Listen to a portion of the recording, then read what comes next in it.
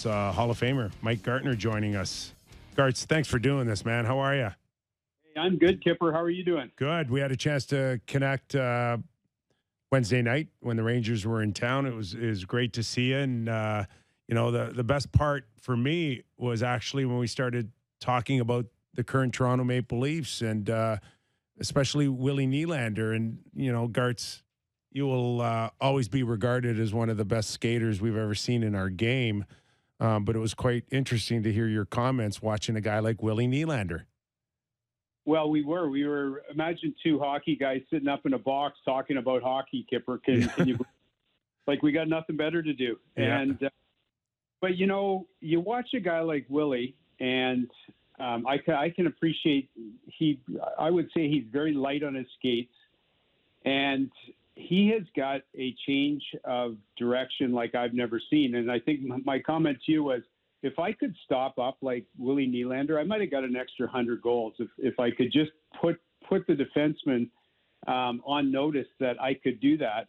But I couldn't. And it wasn't just a matter of sharpening my skate sharper.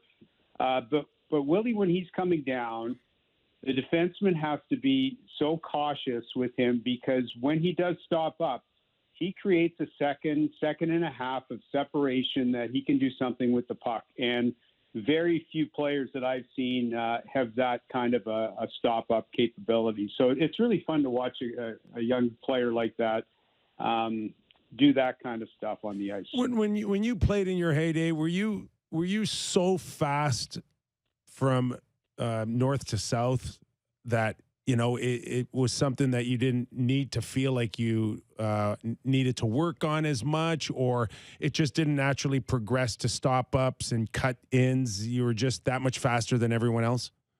It was almost like the type of game that I played. Like I didn't want to stop up. I figured if I had a head of steam going, that I could challenge anybody. And it's like, you just got to stop me because I'm going wide on you. And every now and then you had to do something a little bit different. But the game is different now. Like a lot of times they'll give you wide and you can take wide and it's tough to cut in at the net. It's tough to get those kind of plays, but to have that in your arsenal, like Willie has, for instance, it's a nice tool to have as part of the repertoire.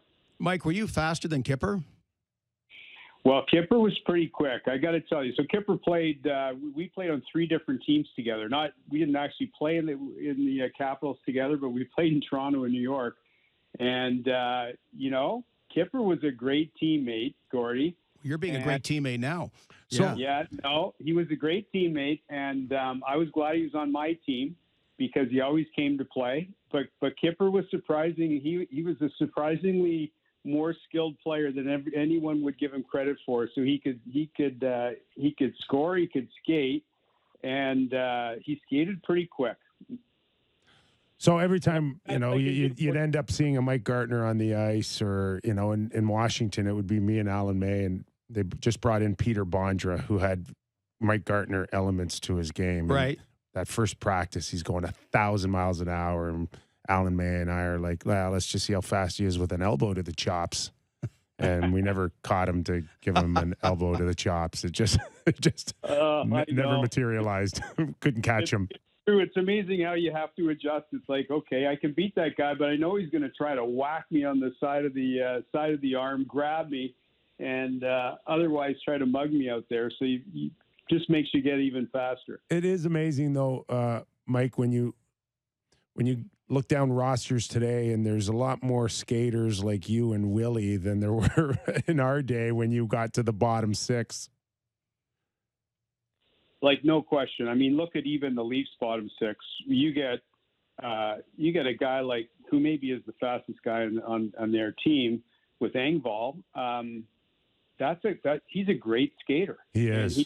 He's not in your top 6 forwards, and a lot of teams have those kind of players. There's not much of a drop off from the standpoint of what players can do top 6 versus bottom 6. You got to mix in a little bit of spice in there for sure. But from a pure speed and skill standpoint, there's a lot of guys that are playing in the National Hockey League that have that kind of skill and that kind of speed. So, Mike, when you're talking skate, it'd be like an excellent hitter talking hitting, or a pitcher talking pitching, or a quarterback passing. So you got that. You've got that cachet and street cred. So we talk about Nylander, Auston Matthews, Mitch Marner.